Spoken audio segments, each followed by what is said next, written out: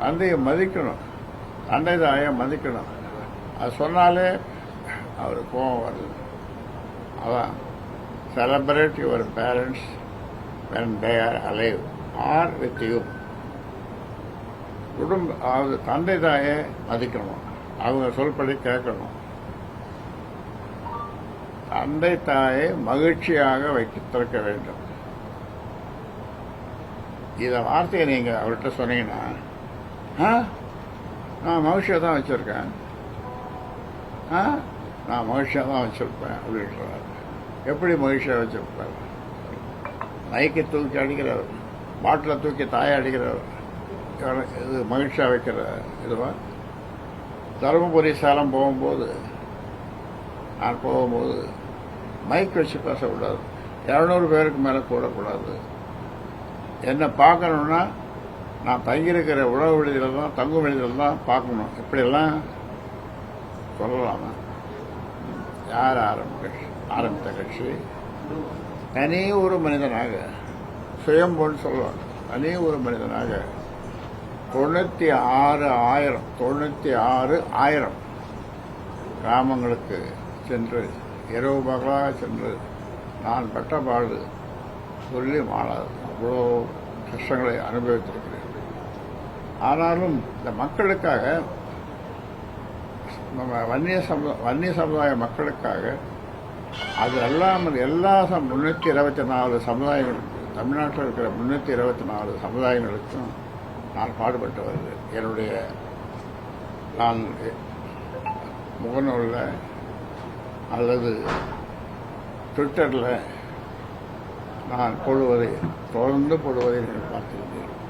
அதாவது என்ன அறிக்கைகளும் எல்லா சமுதாயத்துக்கும் பொருத்தரமான அறிக்கைகள் தான். இந்த மாதிரி யாரும் தமிழ்நாட்டில் கொடுக்க மாட்டாங்க, கொடுத்துருக்க மாட்டாங்க.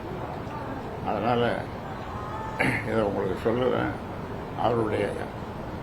அவருடைய செயல்பாடுகள் இந்த மாநாட்டுக்கு பிறகு ரொம்ப மோசமாக போயிட்டு.